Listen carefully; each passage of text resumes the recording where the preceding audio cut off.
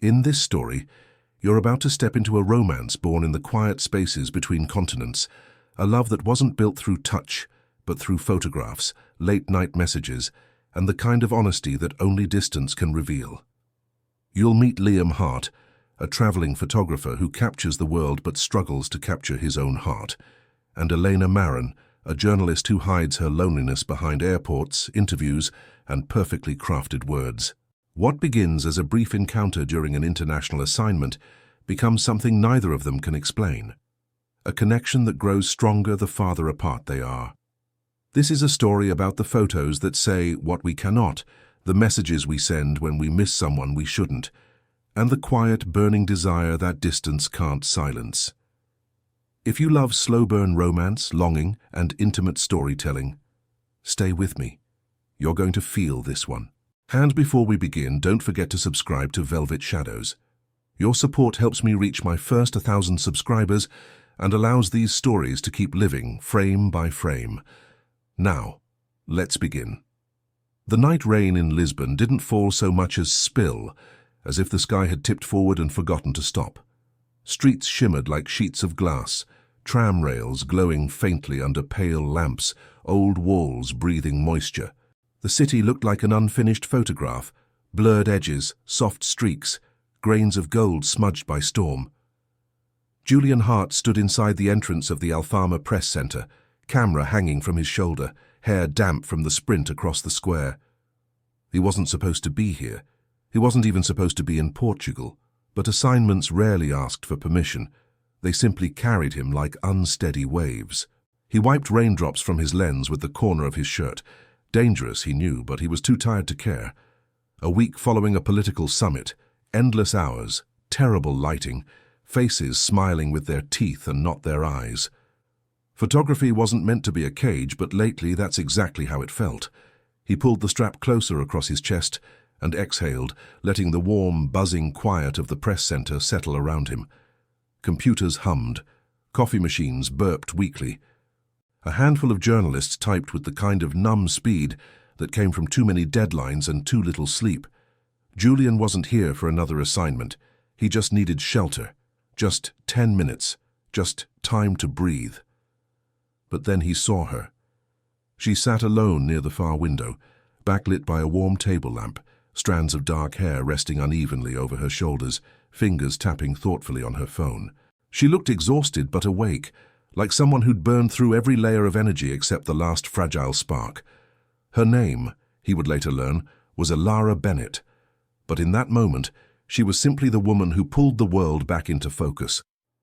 She raised the cup of lukewarm coffee to her lips, and he noticed the small movement, subtle, untrained, unposed, the kind of gesture that showed who someone was when they thought no one was watching. Julian froze, breath catching. It wasn't beauty that struck him, though she was beautiful. It was presence, a quiet gravity that pulled the room toward her. He didn't lift his camera, not yet. He just watched, like someone witnessing a story, decide it wanted to begin. The press center door slammed open behind him, blown by the gust outside.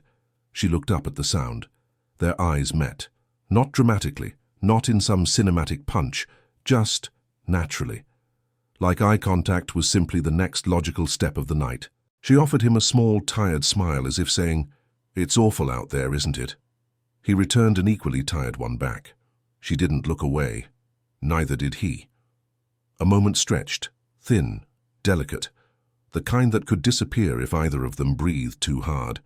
And then her phone vibrated sharply against the wooden table, breaking whatever fragile connection had formed. She sighed, glanced at the screen, and stood. He told himself he wasn't disappointed. He told himself he didn't care. Both were lies. She walked past him, close enough that he could smell rain clinging to her coat, close enough that the slightest brush of her sleeve sent a small electric awareness across his skin. The press center swallowed her. She disappeared into a hallway, and Julian was alone again until she wasn't. He found her again 5 minutes later, not intentionally. He had simply wandered, looking for a quieter corner to review the photos from the summit. Though truthfully, his mind kept replaying that small, tired smile.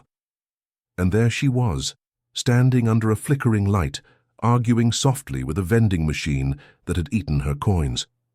"No, no, no, don't you dare," she muttered, forehead pressing gently against the glass. "You useless metal thief." Julian almost laughed. Almost.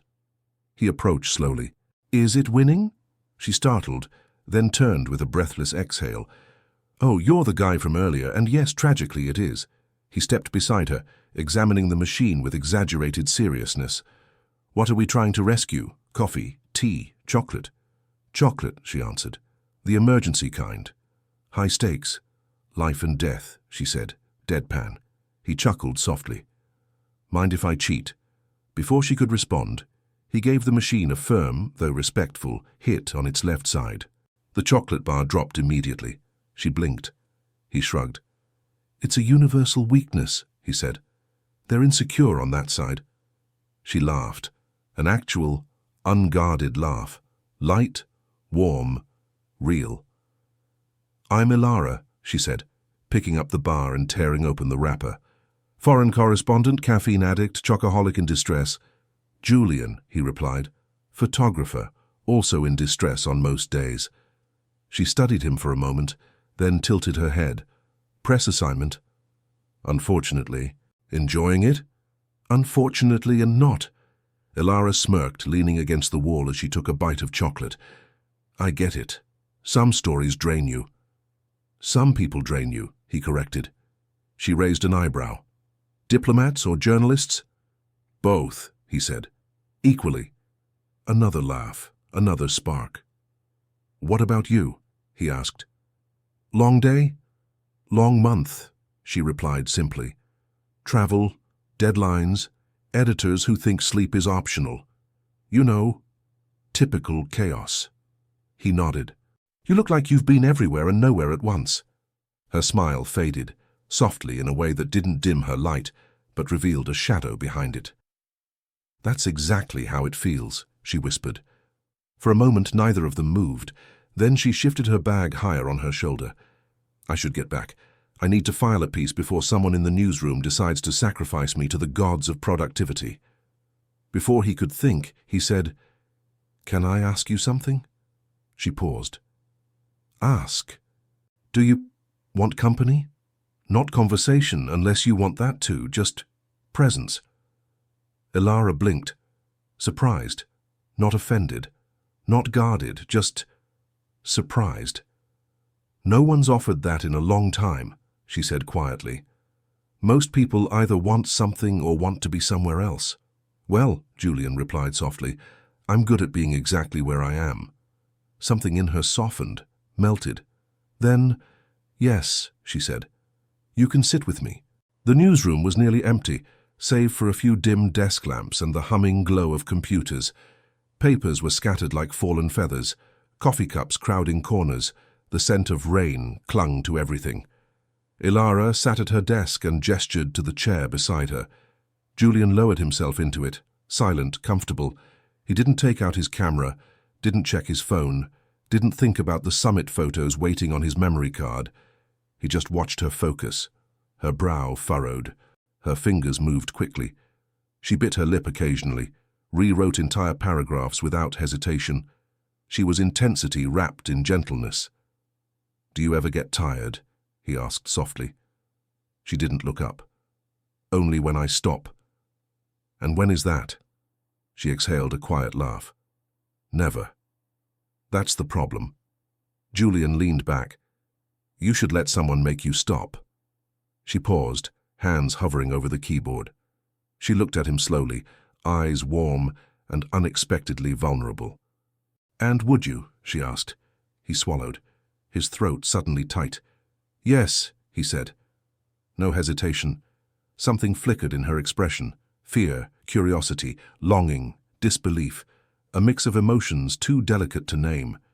She turned back to her screen. "You don't even know me."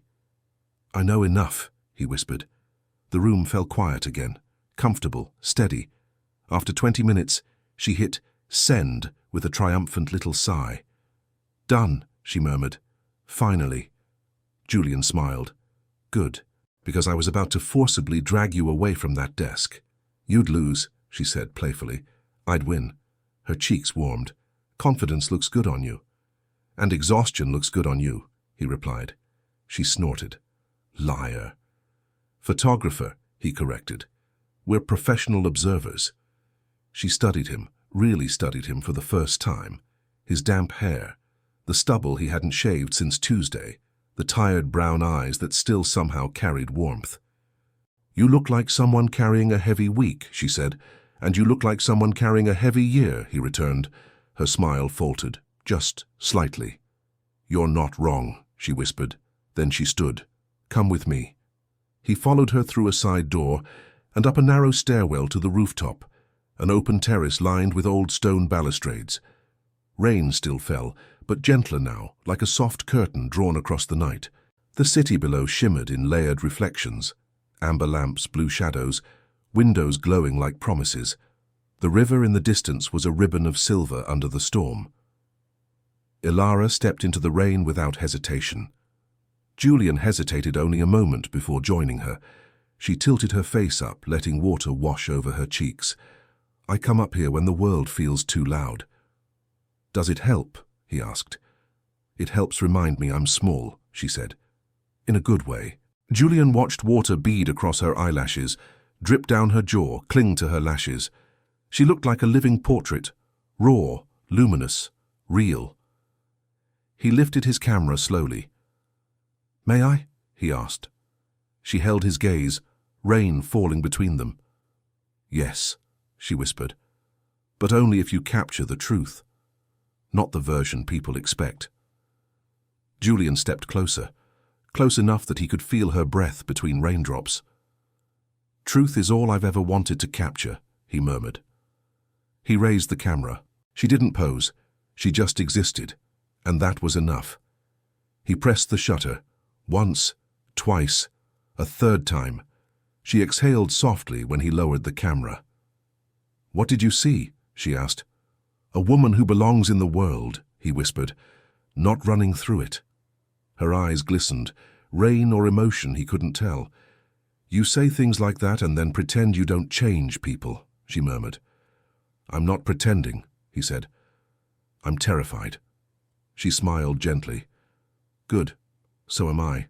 They stood there in the rain, closer than strangers should be, closer than friends usually are. Ilara's voice was barely audible beneath the storm. Julian, why does this feel like something? He swallowed hard. Because it is. Lightning cracked softly across the clouds, far distant like a whisper. Ilara stepped closer. We just met. I know. You don't know me. I want to. And I'm leaving in 3 days, she whispered. Julian's heartbeat stilled for a moment. Then let me know you now, he said. Before you leave, before life pulls you into 1,000 directions. She looked at him, rain running down her cheeks like blurred tears she wasn't actually shedding. You make it sound so easy, she said. His voice was quiet. I make it sound honest. A long pause. Then she said the words that would begin everything. Okay, we can try. Julian exhaled, a breath he didn't realize he'd been holding. Ilara reached out, gently brushing her fingers over the strap of his camera. Show me one, she whispered. He hesitated only a second before pulling the camera close and switching to preview mode. He turned the screen toward her. Ilara inhaled sharply. The image was soft and grainy, lit only by the storm-reflected city lights. Her hair clung to her face. Her eyes were open, more than open. They were unmasked.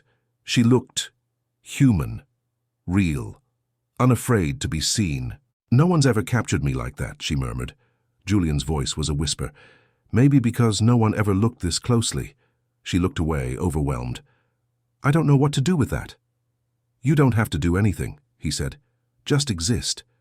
She shook her head softly. You don't know what my life is like, Julian. I'm here today, in another country tomorrow. I belong everywhere and nowhere. He stepped closer until their foreheads nearly touched. Then let me be a place, he whispered, if only for tonight. Her breath hitched. The rain softened around them like the world lowering its voice, and for a moment, Just a moment. It felt like the beginning of something unstoppable. They talked until the storm passed. Not big stories, not career triumphs, not achievements, small things, imperfections, truths they hadn't said aloud to anyone in months. "I'm tired of being strong all the time," she said quietly. "I'm tired of pretending I'm fine," he answered. "I hate feeling replaceable. I hate feeling unseen." Her voice softened. "But you saw me." "And you saw me," he whispered. When the clock tower chimed 3 a.m., Ilara exhaled reluctantly. "I should sleep," she murmured. "I know. But I don't want to walk away from this." "Then don't," he whispered. She stared at him, weighing 1,000 invisible reasons to step back. Then she didn't. She leaned forward and rested her forehead gently against his. Not a kiss, not a promise, just an acknowledgement, a connection, unspoken, tentative, fragile. "Tomorrow," she said softly. "Meet me tomorrow. Same place. Midnight." Julian nodded, heart pounding. "I'll be here." Ilara stepped back, rain-soaked and luminous. "Good night, Julian." "Good night, Ilara." She walked toward the stairwell, but halfway there she turned back. "Oh," she added with a crooked smile, "don't forget your camera." As if I ever could. She disappeared into the building. Julian stood alone under the last remnants of rain. He looked at the photo he took, her eyes lit by stormlight. And he knew. This wasn't the end of anything. It was the beginning. The first letter, written in light. Rain swept across Athens like a restless curtain, tapping softly against the window of Ethan's hotel room. Morning light struggled to break through the clouds, turning everything a pale silver. He had slept barely an hour. His camera sat on the nightstand, memory card full of images from yesterday's protest coverage. Smoke, shouting, blurred silhouettes of people running. But none of those frames were the ones he kept returning to. It was the photo of her. Lena, standing beneath the cafe's hanging lights, rain haloing her, her fingers curled around a pen she kept tapping against her notebook when she was thinking, the soft crease between her brows, the hint of a smile she tried to hide whenever she caught him looking. Ethan lifted the camera, reviewing the shot again. The real problem wasn't the lighting or composition, it was that he could feel the moment in his chest, and that terrified him. The phone vibrated beside him, a message from an unknown number. Lena Harper. "Morning, photographer. Did you survive the sirens last night?" Ethan felt a slow smile pull at him. "Ethan, barely. I think they were punishing me for trying to sleep." 3 dots appeared, disappearing twice, as if she kept typing, deleting, rethinking. "Lena, I'm grabbing coffee before heading to the embassy briefing. If you're nearby, join me. I promise not to interrogate you. Much." He didn't think. He grabbed his jacket, camera, and keys. The cafe. 2 hours later, the same cafe, but the world felt different. It was quieter, softer. Lena sat in the corner with her hair in a loose bun, strands falling around her face, glasses slipping down her nose as she scribbled notes. Ethan stopped for a moment before approaching, letting himself watch her, the way he always watched subjects he cared about, quietly, reverently, studying the way light shaped her. "What?" she said without looking up. "You take pictures with your eyes too, don't you?" He blinked, caught. "Sorry." "You're not sorry," she murmured, smiling as she finally glanced up. "Sit." He did. They talked for nearly an hour. Politics, assignments, past jobs, strange encounters with border guards, the best and worst coffee they'd had while traveling. But then her tone shifted, softer, more cautious. "Your work," she said, sliding her thumb across the rim of her cup. "It feels lonely." Ethan stiffened. "How do you mean?" "You're always moving," she said. "Airports, hotels, new crises, new cities. You see everything, but who sees you?" He didn't answer. She wasn't wrong. "I guess," he said finally, "it's easier to be behind the camera than in front of it." Lena leaned forward, studying him like she was taking her own mental photograph. "You don't like to be known, Ethan, but you don't fool me." He felt heat rise in his chest, something between defensiveness and wanting to kiss her across the table. "Is that right?" "That's right." Her smile softened. "And that's why your pictures feel so personal. You put the parts of yourself you don't say out loud." He swallowed, pulse tightening. She understood him too well, and maybe that was the danger. She checked her watch and sighed. "I have to go. Embassy briefings wait for no one." Ethan nodded, trying not to show disappointment. "But," she added, standing, "I'll send you something later. A photo, maybe." "What kind of photo?" "One you'll understand." Before he could ask, she leaned down, brushed her shoulder against his, and whispered, "Try not to miss me too much, photographer." Then she was gone. The city outside his window had gone dark, but Ethan couldn't sleep. He was pacing, checking his phone every few minutes, pretending he wasn't waiting.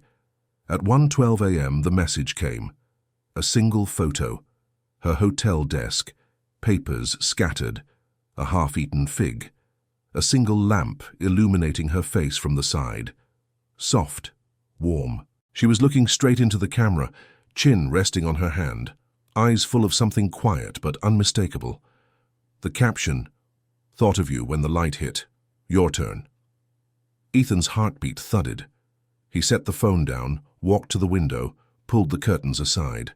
Athens glittered below, golds and deep blues, headlights weaving through narrow streets, reflections shimmering in puddles left by the rain. He lifted his camera. A self-portrait wouldn't be something he normally did. But something about her photo, something about her trust, made him willing. He framed the shot carefully, half his face in shadow, city lights behind him, eyes tired but alive. He sent it. Immediately she replied, "Lena, you look different when you're not guarded, Lena, like a man I want to know better." Ethan leaned against the glass, exhaling. "Ethan, I want that too." A pause. "Lena, then meet me tomorrow, same cafe, 7 a.m., before we both disappear again." Something twisted in his chest, hope mixed with fear, because disappear they would. Journalists and photographers never stayed in one place for long. But the idea of vanishing from her felt suddenly unbearable. "Ethan, I'll be there." The next morning, 7 a.m. The sky was lavender.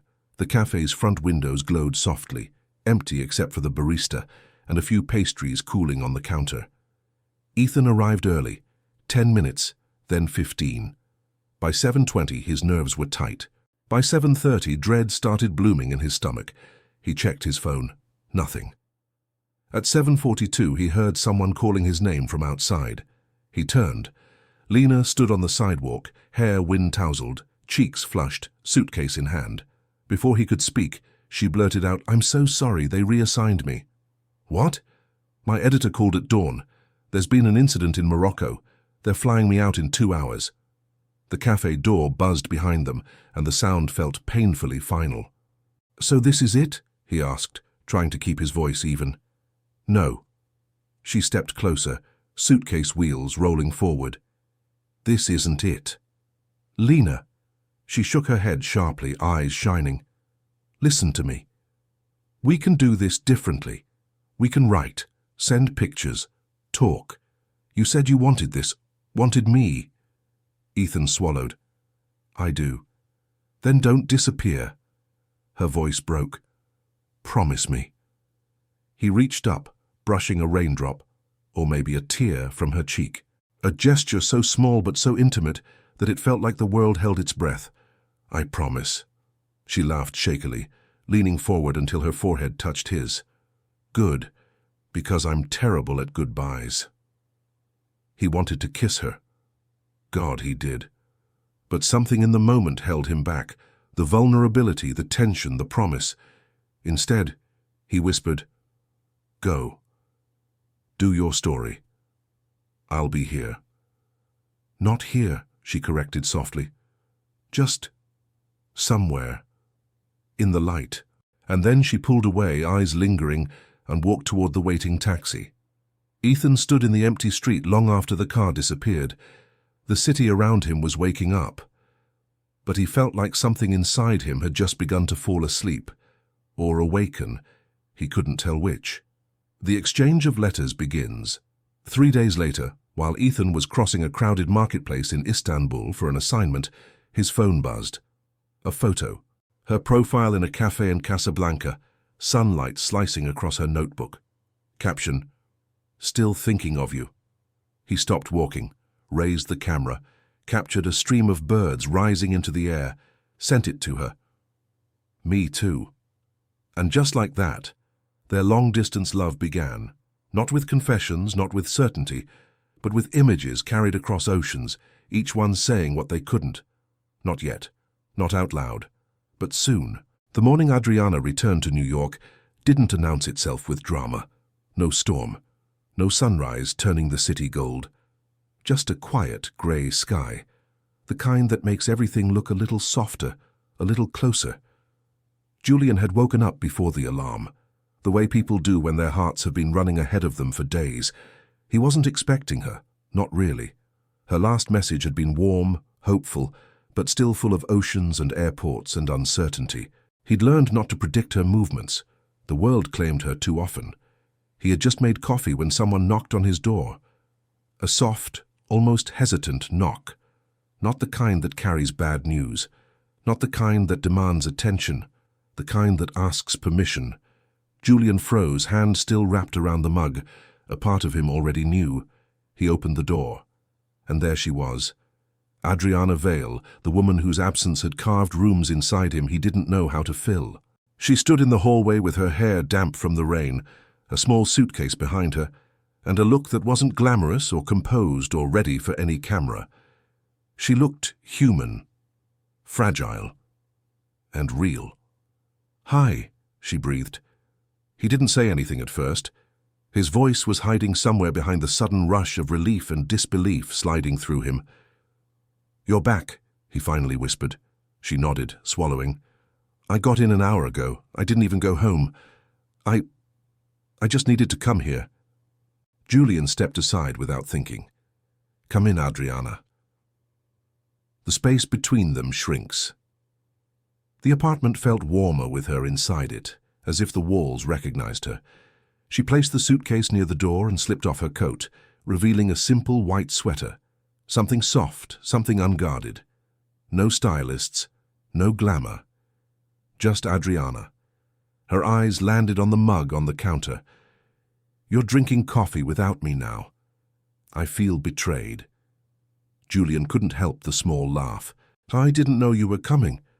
"That makes 2 of us," she murmured, fingers brushing the edge of the counter. "I got off the plane and realized I didn't want to go anywhere else." There it was, a confession wearing everyday clothes. He made her a cup without asking. He remembered exactly how she liked it. A little sugar, no milk. She wrapped her hands around the mug, inhaling as if trying to memorize the moment. She looked around his apartment slowly, with an expression he'd only ever seen during photo shoots when the truth slipped past her guard. "It smells like you," she said softly. Julian blinked. "Is that a good thing?" "It's home," she whispered. A truth they can no longer avoid. They sat on opposite sides of the couch, not touching, but closer than they used to be. Close enough for the air between them to feel charged, soft, inevitable. "I missed you," Julian finally said. Not dramatic, not a declaration, just honest. Adriana exhaled shakily. "I missed you too. More than I thought was possible." He studied her face, the slight redness in her eyes, the exhaustion clinging to the edges of her voice. "You don't have to say that just because you're tired. I'm saying it because I'm done pretending." She looked at him, really looked at him. "Julian, every city I went to felt the same. The same hotel rooms, the same makeup chairs, the same faces telling me the same things. And the only moments that felt alive were the ones when I heard from you." He felt the truth of that hit him somewhere deep. "I thought," she continued, "that distance would fade things. But it didn't. It sharpened everything. It made me realize that I don't miss the world. I miss—" Her voice faltered. "You." Julian's breath caught. It was the kind of moment he knew would have made a perfect photograph, but he didn't reach for the camera. She wasn't someone to capture, she was someone to keep. The weight of choosing a life. They stayed quiet for a long while, letting the confession settle, letting their hearts adjust. Finally, Julian asked, "How long are you staying this time?" Adriana looked down at her hands. "That's something I wanted to talk to you about." He tensed. "Okay." "I turned down a campaign," she said. "A big one. Europe. 3 months." Julian stared. "Why would you—" "Because I didn't want to disappear again. Because I'm tired of being photographed by people who don't see me. Because I want to see what my life looks like when I'm not always running through airports." She met his gaze. "And because of you." Julian felt something inside him fracture, then steady. "Adriana, your career—" "I'm not quitting," she said quickly. "I'm not ready for that, but I can choose different jobs, closer ones, ones that don't eat me alive." He searched her face. "Are you sure?" "No." Her laugh was soft, trembling. "But I'm sure about you, and I think that's enough for now." Julian's chest tightened. She reached across the small space between them, fingertips brushing his knee. The contact was barely there, but it lit a fuse of warmth through him. "You make me feel like I'm more than a picture," she whispered, "and I want to see what that feels like when I'm not an airplane away." His voice was quiet, rough around the edges. "Then stay. Stay as long as you need. Stay even if it scares you." "It does scare me," she admitted, "but I'm here anyway." When the guard finally drops, the coffee grew cold on the table. The rain softened outside, and the silence between them shifted, no longer uncertain, but full, like a room finally being furnished. Julian reached out slowly, giving her every chance to pull away. She didn't. His fingers touched hers gently, tracing the delicate bones of her hand. Her breath hitched. She moved closer, knees touching his, skin warming under his touch. "Julian," she whispered. Not a warning, not a question, just his name wrapped in longing. He lifted her hand to his lips, pressing a soft kiss to her knuckles. Her eyes softened, lips parting just slightly. "I thought about this," she murmured. "Every night, every city I tried to forget, but—" "Don't," he whispered. "Don't ever forget." She leaned in, not urgent, not desperate, just slowly, as if her heart had been walking toward this for months. Her forehead touched his, and for a moment they simply breathed the same air. Then, with a quiet exhale, she kissed him. It wasn't dramatic, not cinematic, not the kind of kiss the world would put on a billboard. It was soft, warm, human. A kiss that said, "I'm here now." A kiss that said, "Don't let go." A kiss that said, "This is real." He cupped her face gently, feeling the slight tremble in her jaw. She pressed closer, hands sliding up his arms, pulling him deeper into the moment. When they finally broke apart, her eyes were shining. "I don't want to live in fragments anymore," she whispered. "I want something whole." "You have it," he said, voice unsteady. "If you want it, you have it." Choosing each other, one frame at a time.